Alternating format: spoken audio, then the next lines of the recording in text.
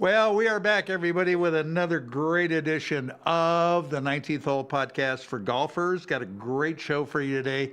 Got a great guest for you today, one of our favorite people to get on. And we hope that you're out playing some golf and playing well. And we'll have some great information from our guest because he's a wonderful, wonderful golf instructor. Anyway, the weather here in Las Vegas is still warm. So I'm a happy guy because, you know, I love warm weather. It's going to even get hotter next week. So I'm happy. Before we start, you know, we're down to our last major, which is the Open Championship, being played at Royal Troon Golf Club in Scotland. Wonderful, wonderful golf course. Let me give you some odds on some of the top players, see what you think. Scotty Scheffler is the favorite at 11-2. Rory McIlroy is 8-1. Bryson DeChambeau, winner last week at the U.S. Open, is 14-1. Xander Schauffele is right behind him at 18-1. And Ludwig Oberg, and I think he's got a great chance to win this tournament, is also at 18-1. Victor Hovland, 18-1. Colin Morikawa, our local guy, our homie, who's playing great golf right now, is 20-1. John Rahm, 25-1. And, of course, Tiger Woods is there. Why, I don't know. But he's 150-1. So we'll see how Tiger does, if he makes the cut, if he's even competitive. Which I don't think he's going to be, but you know, you never know what's going to happen. Anyway, let me tell you about our special guest, Adam Bazalgette. Great guy. Adam has been regarded as a top golf instructor for over 3 decades. He's a 4-time Southwest Florida Teacher of the Year, which is pretty strong. He is the founder of the very, very popular Scratch Golf Academy. He's currently the director of instruction at Mediterra Golf Course in beautiful Naples, Florida. Adam is also a former mini tour player and was the academy director for our good friend David Ledbetter in Orlando for 13 years before branching out on his own, which was obviously a very, very good decision on his part. So right now, let's welcome Adam Bazalgette onto the show. Adam, thank you for coming on. I know you're busy and taking time out. We very, very much appreciate it. Let me kick it off and ask you this. What separates Scratch Golf Academy from all your other competition? What would you say? So I'm trying to get the phone to balance here. 1 second. Yeah. Okay, is that okay? You got it. Looking good. I mean, you know, I sort of got started doing this. I'm not that savvy on social media stuff, but I have a business partner you've met that helps with that stuff. So I probably started posting YouTube at that channel about 9 years ago, maybe. Mm-hmm. There was still a lot of golf instruction online then, but not nearly as much as there is now. Not nearly as much. So to be honest, one of the things that's made a difference is we got started relatively early. Yeah. And anyway, what I've tried to do in these videos, I have a beautiful place to film here in Naples, Florida. The videos look nice because Mediterra is so beautiful. What I've tried to do is I've been teaching, as you said, for 35 years or so full time. I had a lot of experience, Ledbetter, et cetera, et cetera, et cetera. And, you know, you sort of figure out in hands-on lessons what the way information works with people, what phrases work, what drills seem to have resonance. You just try to bring those to the videos and try to find popular topics. And one of the things I would say that, I don't know about separates us, but is a little bit different to what I try to do online is, you know, there's no tremendous shortcuts to get better at golf. Now, if you have good information and good drills, particularly if you get a good personal diagnosis, that makes a lot of difference and is a sort of a shortcut. But the person has to be willing to go out and relax and play around with the variables and put a little bit of time in there. Sorry, drop something. And we try not to package this as just, hey, here's a tip. If you stick this in your head, you will play like a champ going forward. Yeah. That's just a lot of nonsense. So hopefully people are picking up on that this is good information, but it's also packaged in a way that gives me, the golfer, some responsibility and something to go aim for. Yeah, well, I'll tell you, and that's well said. But I'll tell you what I love about your videos. Two things. Number one, you always give relevant information, and secondly, Adam, you make it very simplistic, I think, for everybody to understand. You're not a complicated, complex instructor, and that's why I enjoy them, because you can understand what you're doing. You're very visual. Well, I appreciate it. Again, that goes back to actually teaching people golf lessons all these years. If it doesn't resonate a bit with them, Yeah, then it probably isn't going to resonate with people online. So it's trying to make something complex, realistic, but as simple as you can make it. I always thought Ledbetter's great at that when he works with, golfers, especially average players. People yeah. think of him always with tour pros. He's a terrific instructor for average golfers. I was going to Gets ask right you, to the what's point. the one thing you took away from running David's Academy for all those years?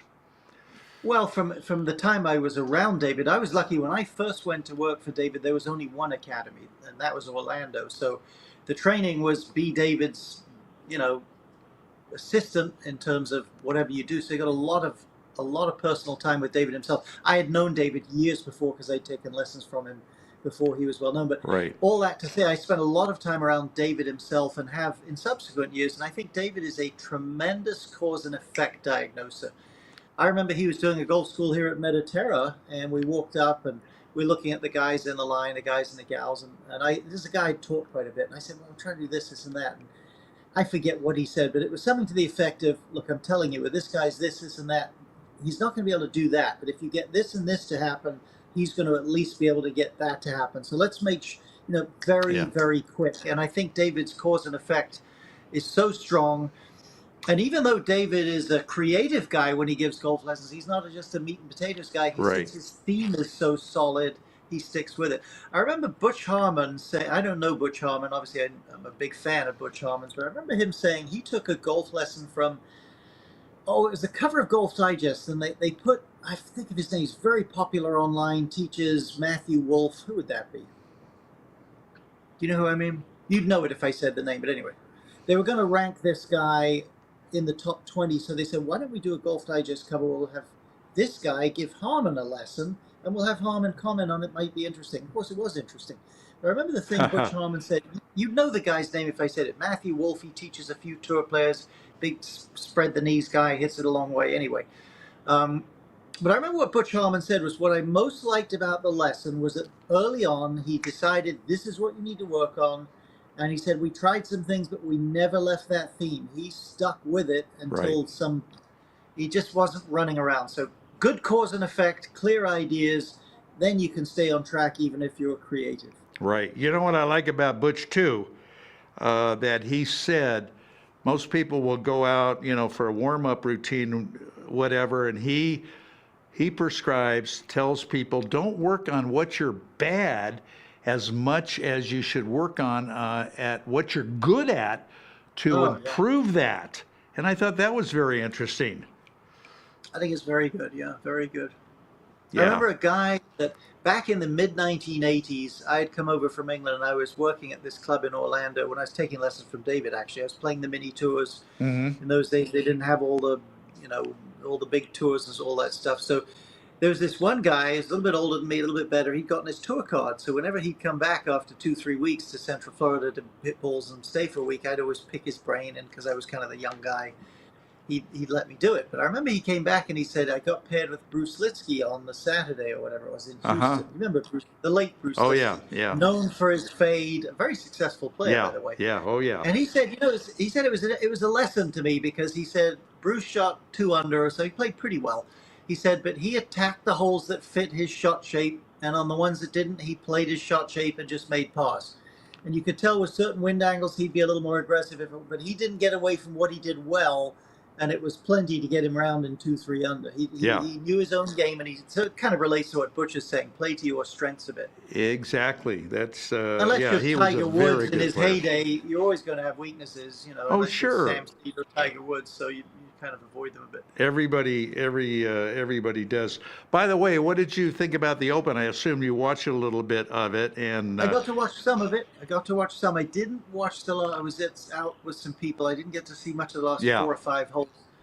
Um, so from what I saw Rory miss the short one on 18, which yeah, was not an easy putt. It had quite a bit of movement, but he missed a pretty short one on 16 too, it looked like. yeah, Which is easy to say sitting in front of your cell phone 4 days later, but that's got to chew away at him a bit.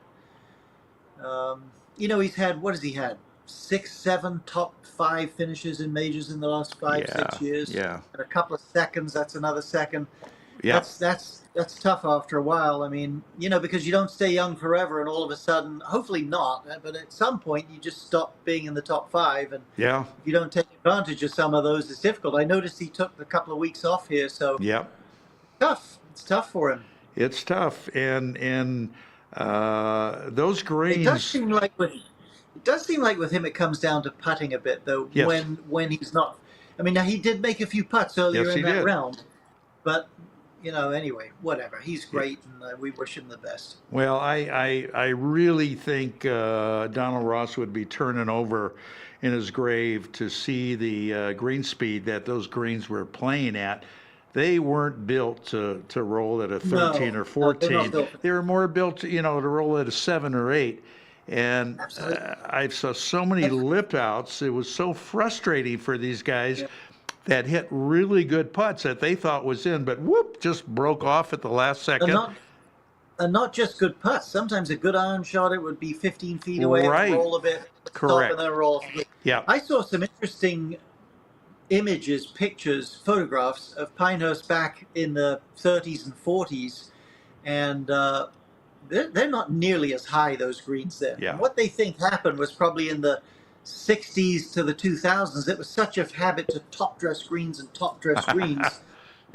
I saw a Golf Digest article on it. They think those greens probably went up 18 inches over Wow. those 30 years. Wow. And that makes, Interesting. when you double the green speed and build them up 18 inches, you're playing a totally different set of green Yeah, complexes. totally. It was tough for those guys, but it was and I congratulate Bryson because he hit a lot of good shots and put it well, and he won that thing, and good for him. Good for him. You're talking about Butch saying playing to your strengths. To me, and what I did watch of it, and I watched a fair bit, Bryson's strength is his length, Yes. primarily, and he stuck with it. He got a few good breaks and a few Yep. good lies and all that junk, but he kept hitting it, even to the 72nd hole, so that Yeah. would be another example of keep Yeah, doing it. absolutely.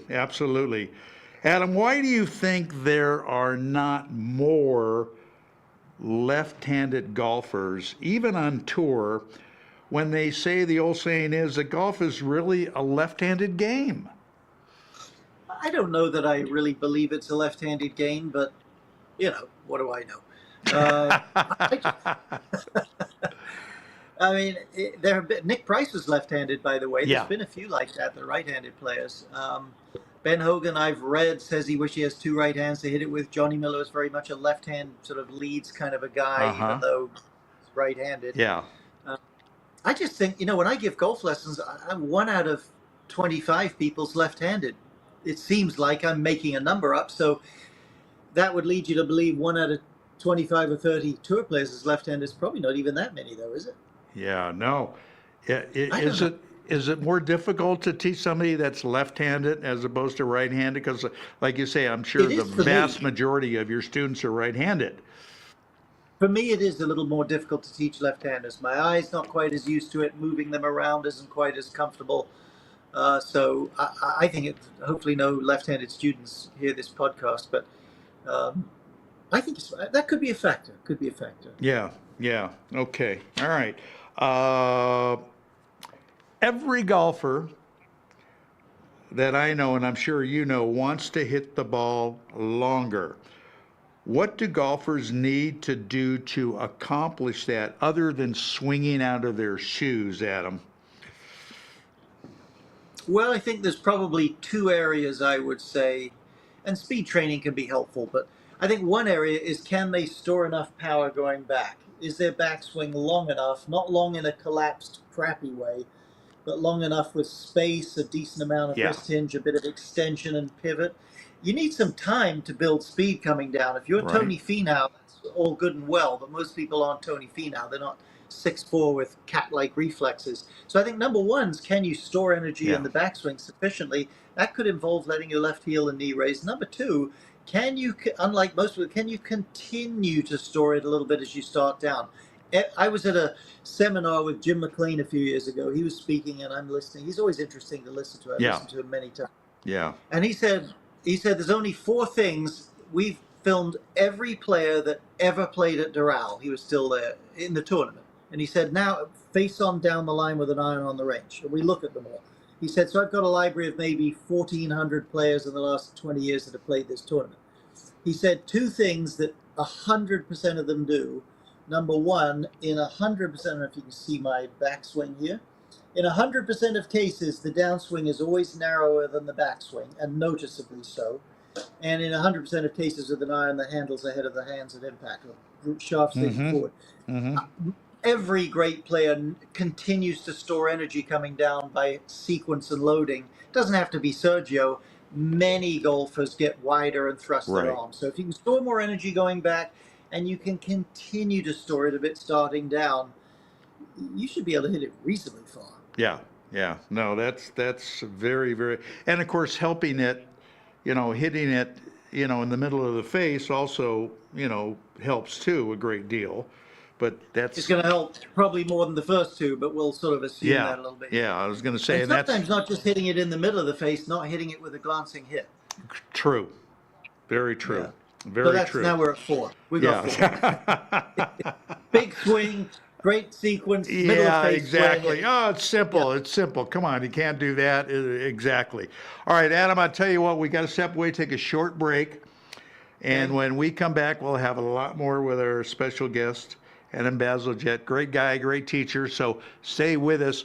We're going to be back right after this.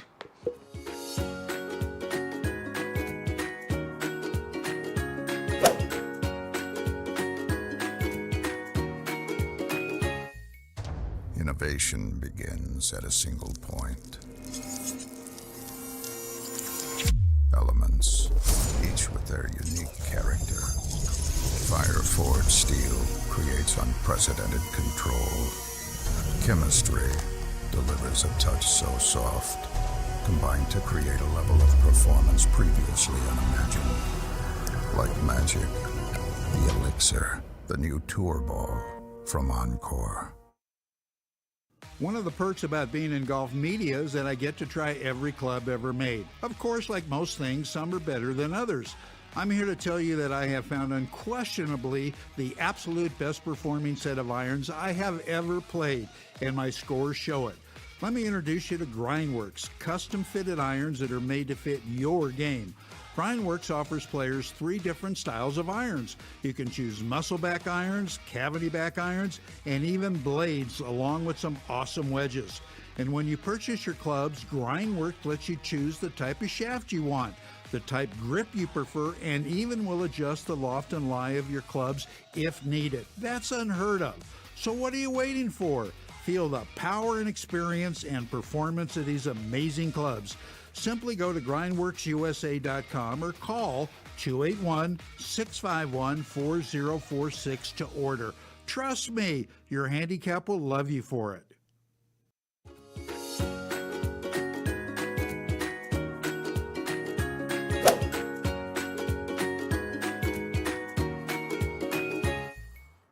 All right, as promised, we have returned, continuing our conversation with Adam Bazalgette, who is a wonderful teacher out at a wonderful club called Mediterra Golf Course. And anyway, to pick it up, Adam, what's your view on players using training aids, and do you use any of them when you're teaching, when you're giving lessons?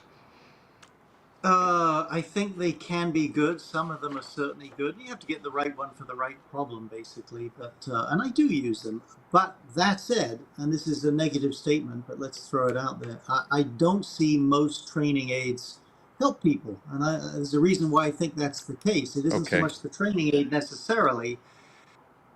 You know, when I get up in the morning, my wife has some vitamins laid out for me. I don't even know what they are, honestly, but I take them. I don't know if you, but I take them and I assume they're good for me. But I'm passive in the process. As long as I get them down my gob hole with some coffee or something, they're supposed to work.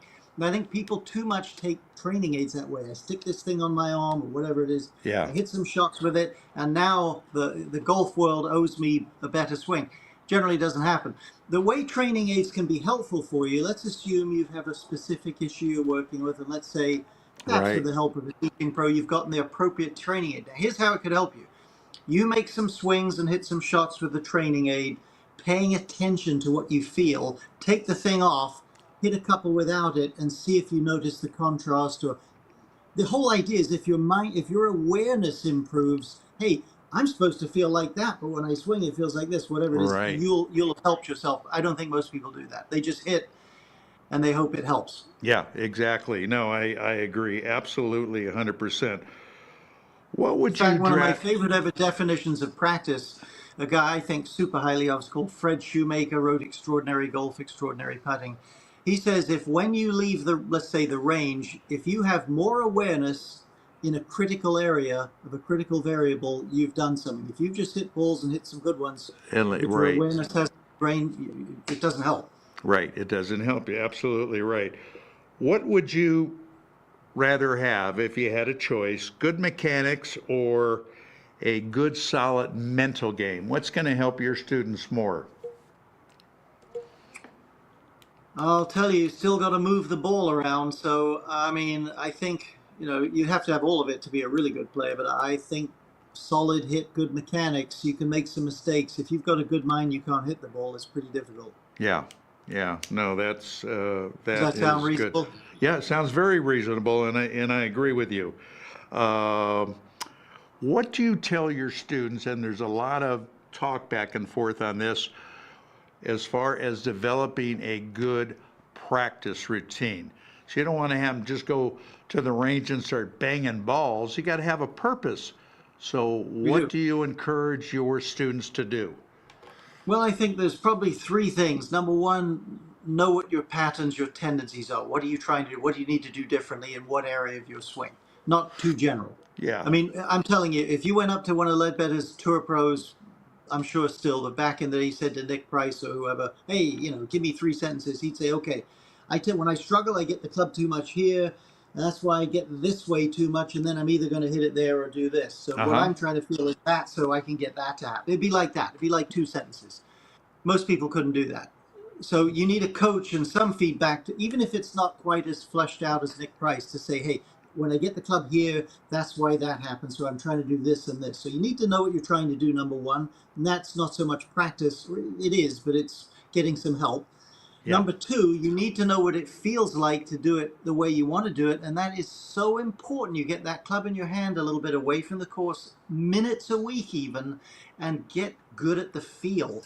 Nick Faldo used to get in front of that big mirror and do it slow motion, close his eyes. And when he knew what it felt like, he'd go hit some shots. So number one, know what you're trying to do. Number two, know what it feels like to do it right. And if all you do is whack balls at full speed, you're probably not going to develop that feel. Yeah. And number three, then, get out there and hit some hit some at different speeds and different paces.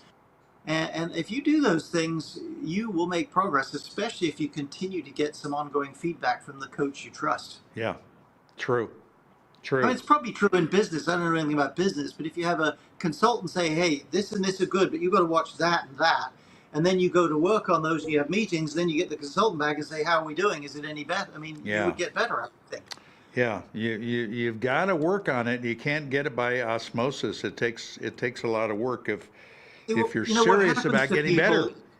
Once you get out there and you've hit 40, 50 balls, most of the time your body's really loose, your blood's thumping, your shoulders are loose, your timing begins to get better. And even if you're not making any different swing, you will almost certainly start to make better contact because of the reps and how loose you are. But that doesn't help you 3 days from now. It's because it's not going to be like that. Right. You're going to be on the golf course one shot at a time. So if your pattern and your motion isn't improving, some awareness of that variable, you may play well the next day, but it'd be random. It's not really getting you any better. Right. Yeah. That's very good. Which brings me to my next question. Uh, and this probably applies to you when you were playing competitively on tour. When you find your game going south a little bit, what do you do? What do you tell your students to do to keep it together so they don't get worse and they could, get better as they're playing? Okay, I would say a couple of keys that are really important. It's almost certain that two things you could say are true. Your swing hasn't radically suddenly changed. You're just not timing it. Right. So it's not some massive new fault. Now, some friend who's trying to be helpful in the group is like to say, "Oh, I can see what you're doing the last two holes. You're doing well." That's a lot of nonsense because your swing doesn't change randomly like that. So okay, so number one, probably nothing dramatic is different in your swing. And number two, whatever isn't going right is almost certainly your pattern when you struggle. You follow me? What we were just talking about, not something out of the blue. Right. So if you're going to work on something, pick something that's very traditional to what you're working on. And when you do that, don't do too much of it. Get a good practice swing because, again, the big problem you're probably having isn't some giant swing change. Your timing is off. So if you think too much, it's only going to probably get worse. So minimize it. If you're going to work on anything, work on something that's historically traditional for you, and quiet your mind and work on your rhythm and just keep running until it starts to come back. Yeah, great advice. If you force it and you start trying new things that you're not used to, you might get lucky and play a few good holes, but probably not. Yeah, great advice. I think people, most of the, weekend amateurs, I've been guilty of this myself, what I call the scoring part of the game, the chipping and putting, they don't spend nearly as much time as they should. What can people do to make putting more sexy, for lack of a better term, so they get out there and they actually practice? Well, there's a couple of things you could maybe do. Number one, if you've got 50 minutes to practice, do putting first because you probably get sick of it after 10 minutes. But if you go hit balls first, you likely won't make it to the putting green. Number two, maybe just if the green isn't busy, take one ball and just putt with some competitiveness, one hole to the next, to the next. It makes it a little more interesting than just rolling putts from the same spot all the time. So do it first and while you're fresh and get something competitive out of it, even if it's against yourself. Yeah, good advice, because that's so important, so important. And if you have a friend that's reasonably equal in ability and you have putting contests with them for fun, that's fun. That is fun. 9-hole putting. And it will get you going. When I was younger, we had a few good players around the club, and we would go at it. And if someone would lose, they want to play again. Next thing you know, you'd putted for an hour and 20 minutes, having fun. Yeah. Under some competitive feeling too. Yeah. No, that is fun. One other comment relative to struggling. One of the things is, tour pros, hey, they hit a lot more balls than we do. They're at a different league, but they're still human beings. You're out on the golf course, playing okay, fifth hole, sixth hole, whatever it is, start to hit it, kind of struggle a little bit with the way you're striking the ball. These individual swings every couple of minutes, it's not easy to feel stuff. So what they're really good at is they're really good at saying, hey, when I start to get this outcome, for me, it's picking it a bit too clean, pushing it to the right. It could be something different for someone else. When I start to get that telltale kind of ball strike I don't like, which is common to me, historically, I know what I do when I do that. And I may not be feeling it. I may be swearing I'm not doing that, but I bet I am based on this kind of outcome. So based on what's happening, I know from my history, you have to work at this, take some lessons and film it a bit to know your history. I know what I'm probably falling into. And now at least I'm trying to fix the pipe where the leak is now. At least I know what I'm probably doing. Right. But very important to know that. Yeah. Well, you have a big advantage over 99% of the players anyway, because you have so much knowledge about the swing. And, obviously being a very, very good player, I think that's a huge advantage and stuff. I just had a text message come in from somebody. They wanted me to ask you to describe the kind of golf course Mediterra is, who designed it, what it plays like, that type of thing. Yeah.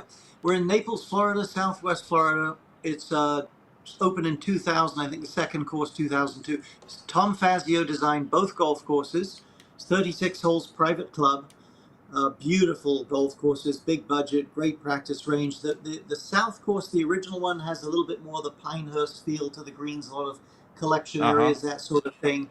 The North course has more waste areas, gigantic greens in some places, a little more traditional look, but they both have a beautiful visual feel to it.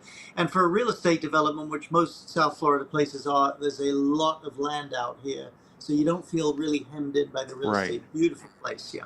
Right. All right. But it if is private. To Adam B Golf. Yeah, it is Adam B Golf, ADAMBGOLF.com.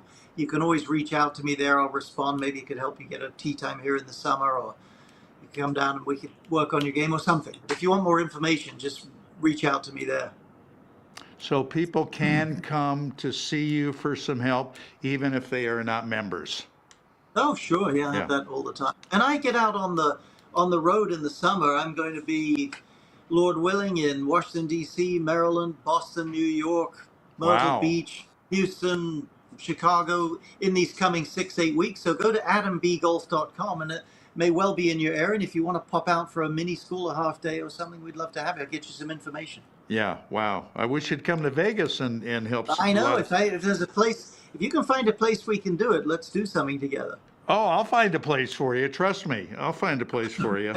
It'd be great to have you out here. Absolutely. You teach a number of tour players as well as a lot of beginners, and I've taught some senior tour and regular tour players here and there, and a couple of LPGAs. I've taught a lot of people played, say, Canadian, South American, Division I college, and I've taught a few lessons to tour players for sure over the years, but that's not mostly what I do is regular golfers. Yeah, and a lot of elite players. How different is the message you have when you're teaching a very elite player or a tour player as opposed to somebody new that's coming to you that wants to get started? Well, I think if you're really talking someone new, then you're really going with, what's in their head. What do they even know about how the club's supposed to move? Some general concept stuff, very simple, broad brush, and see what their athletic instincts and things like that. Obviously, that's at the other end of the spectrum with a person playing some tour events or LPGA or web.com or whatever. What's it called now? Korn Ferry. Korn Ferry Tour. Yeah, it'd be a little bit different. I mean, I remember asking Ledbetter once, he was teaching it and I'm filming.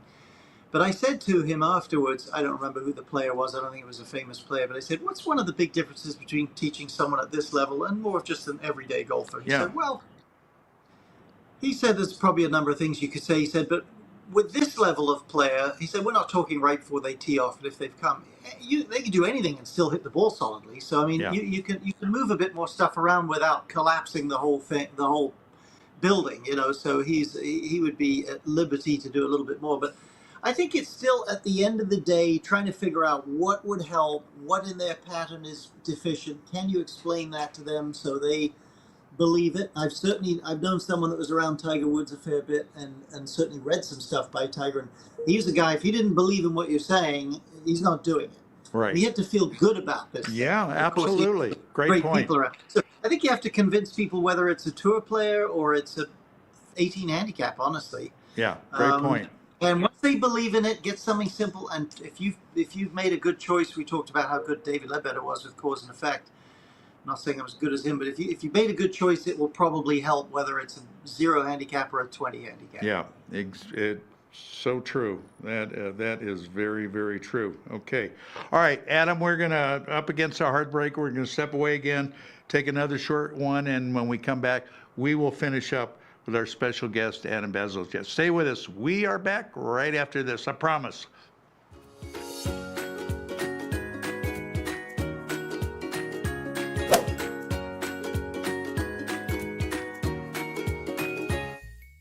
The revolutionary Power to Golf Club requires no swing to hit golf shots from 50 up to 225 yards. That's right, no swing. It's empowering golfers with physical issues to continue enjoying time golfing with friends and family. With just the push of a button, the easy-to-use Power to Golf Club launches shots down the fairway and onto the green. Whether a physical issue or just want to join in on the fun, the Power to Golf Club is for you. Visit online, powergolfclub.com.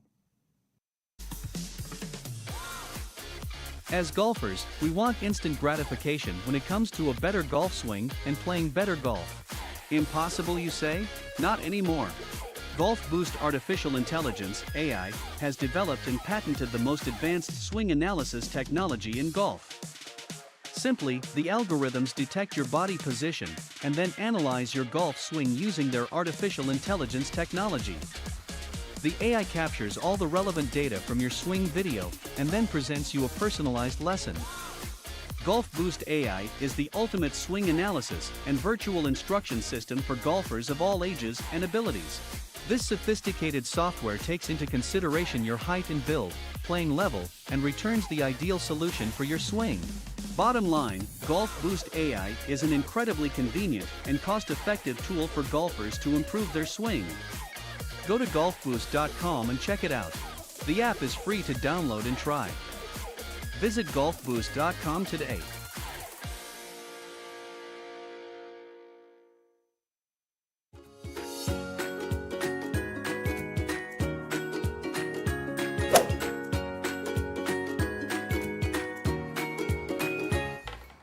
All right, we are back and having more with Adam right now on the 19th hole podcast for golfers. And Adam, do you try to tell your students the benefits of a playing lesson? Because there are some great benefits in playing lessons, I think. Yeah, I think if you talk to 100 people that have taught golf a lot over 20 or 30, in other words, experienced instructors, I think all of them would say there's not enough playing lessons. And I think one of the biggest reasons for it is just logistical. It just isn't easy to find time to get on the course when it's not packed. Right. And get out there. And that's kind of sad. It's like saying we don't practice field goals because there's no goalposts at our practice area. Yeah. Okay. Yeah. Maybe you should build goalposts. So I think that's the biggest single reason people don't do it a lot. Now, certainly, again, most people, they just need to hit the ball better and they need to have a better sense of how to make good contact and all that stuff. And going on the golf course isn't necessarily the best for that. But it's still you play you play golf out on the course, so you can see a lot about how people really react and what they think and how they look at shots and read greens and things out there. So right. I'm just rambling on. It would be a good thing. We don't do enough. I do some of it. We don't do enough. Yeah, I just think it's invaluable having you out there to hold their hands for 9 or 18 holes or something is fantastic. What is the commonality of problem, Adam, that that people come to see you for? Is there a commonality? I think trying to hit it more solidly and farther would be the most common thing. I mean, direction's certainly built in, but I think deep down, more solidly, more distance. Mm-hmm. And that's reasonable because that would make a big difference. Oh, totally. I mean, it's interesting. If you look at the stats, as at least the ones I've seen from some of the best in the game, if you took the average, I'm making the numbers up a bit, but take 18 handicap, and you could have Rory McIlroy either drive for them or play outside 100 yards for them or inside 100, they'd score better if you played outside 100. Yeah. Driving at 320 and hitting it in the middle of the green with a wedge is a lot safer for that. A lot easier, and a lot more fun, Heeling it and towing it and thinning it and hitting it 175 off the tee. Another thing I think, honestly, for people, this is jumping subject, but they just should play the course shorter than they play it. They'd have more fun. These golf courses, there's some great stats on that too from, I think, the Jack Nicklaus Play It Forward. I mean, real formulas for how a typical golfer can get the shot values of an elite player. Right. And it's stunning how short. I mean, a person that hits at 200 needs to be playing at like 5,700 yards to something like that to really get. But most people don't. They just don't do it that way. And so they hit make a lot of pars, make some birdies, and have a hell of a lot more fun. Absolutely. You gotta play the right set of tees. Put the ego aside and just have more fun. Absolutely. But people don't want to do that. Their egos get in the way. If you took Scotty Scheffler and made him tee off every par 4 and 5 with a 6-iron the next tournament, you see what he would shoot. He wouldn't come close to making the cut. Yeah, I agree. As good as he is. As which, good as he puts is. him in the same shot values as the average person. Yeah. It's Well, that too brings much me to to give. my next question. Are you a fan of rolling back the ball Well, like that's they a good want to question. do? I mean, I think at minimum they have to halt it. It just gets, the thing is getting longer and longer and longer. I Yeah. mean, I kind of feel like they probably should a little bit, you know. I don't know that it makes as much difference for the everyday player. I mean, I think it was the Pro V1X or whatever it was years ago, if would give you 18, 17 more yards, something like that, if your swing speed was north of 118 or something. So nobody's got that. I mean, it Yeah, may be a no. tour pro that it would make a difference. Yeah. In other words, and I remember being at a rules seminar years ago. One of the USGA officials who was speaking to us said, this is years ago, but he said in their testing with the club tester at the USGA test center, this is real testing with the mechanical guy. The difference between of all the balls on the market, what they consider the longest and the shortest, at something like 225 yards was like 4 yards. Wow. Wow. Now, you know, these balls and clubs claim to go 30, 40 yards farther. So I don't think it makes that much difference to the average player. They're not compressing it No, enough. it They're not doesn't. doing that. Rolling the ball back a little bit isn't going to kill them that much. But No. and maybe they would, you know, maybe there's a different ball for the amateurs than the pros. I don't think that's necessary. But Yeah. they do have to do something. Yeah. What do you think, Dennis? I think I agree with you. It's going to make a little bit of difference for the amateurs, but the tour players still going to knock it out there plenty far. And I don't think it's going to affect them nearly as much.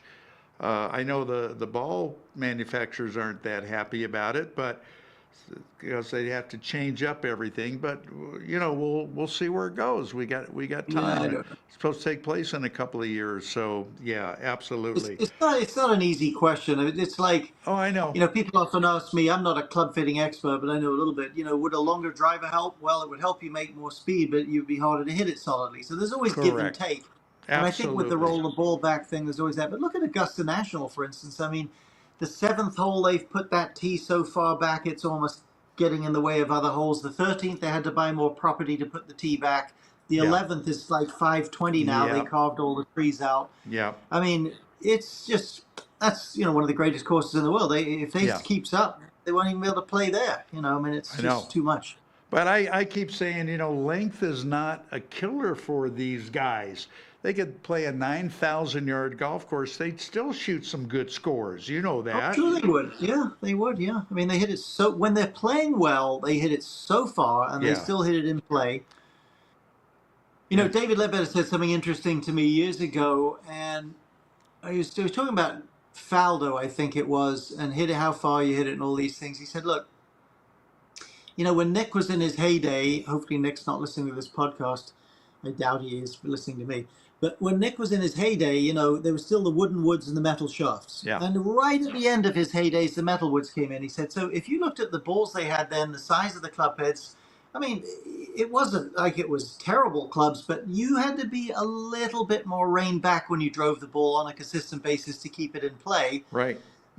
And he said 5 years later, they got heads this big. The shafts are unbelievably good. The balls are better.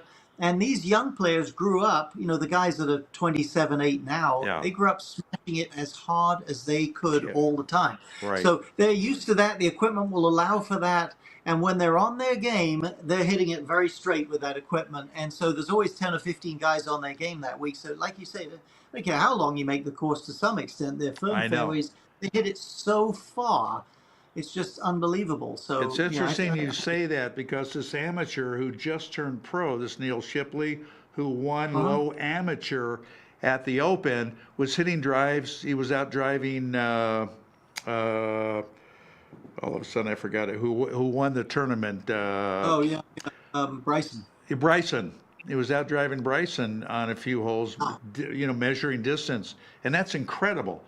And this is an amateur, and these guys are just so good.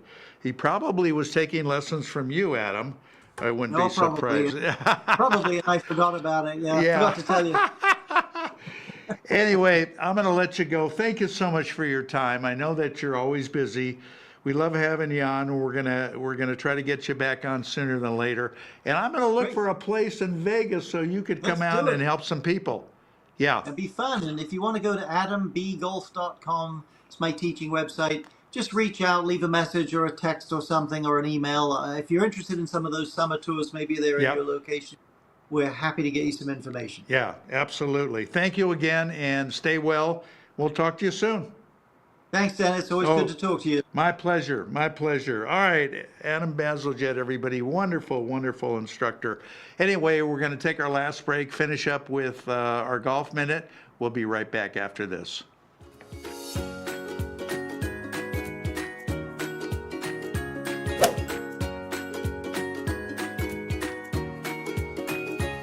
Carter Bonus of Spectrum Golf not slowing down. His third year at the PGA Show, and the cameras are still following him. This time, Whistle Sports Media and Entertainment and Fox 35's morning show in Orlando, Florida. Spectrum Golf Apparel, one of the few lines selected for the PGA Fashion Show, is designed with skin sensitivity in mind, like Carter's. Get your super soft golf gear today at carterspectrumgolf.com.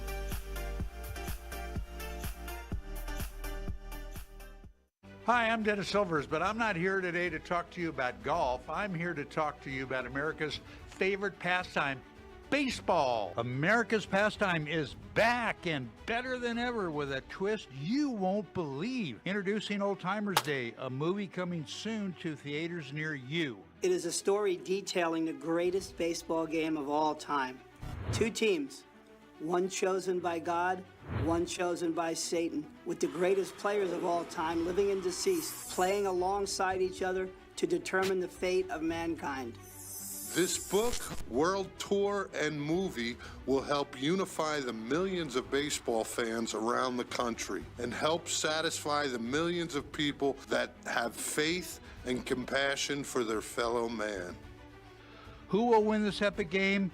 You'll have to watch to find out. Expect an unforgettable experience that will touch your heart and soul.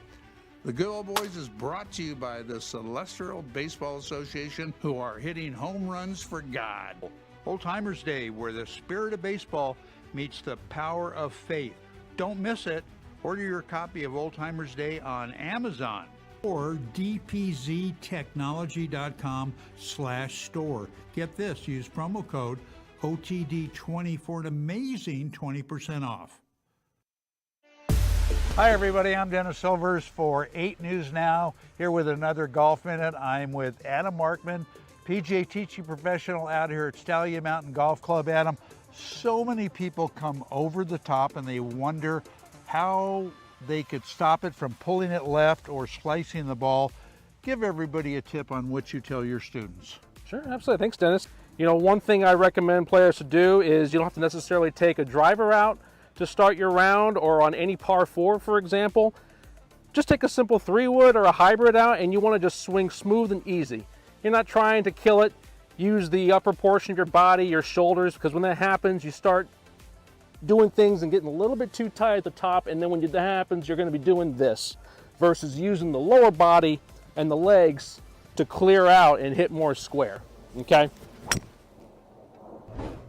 Adam, that was really, really great advice. I know that's going to help me. A lot of our viewers stay out of the woods. I'm in there so much, I'm starting to know the bears by their first name. So really, really well done. Stallion Mountain Golf Club. We'll see you back next time with another Golf Minute.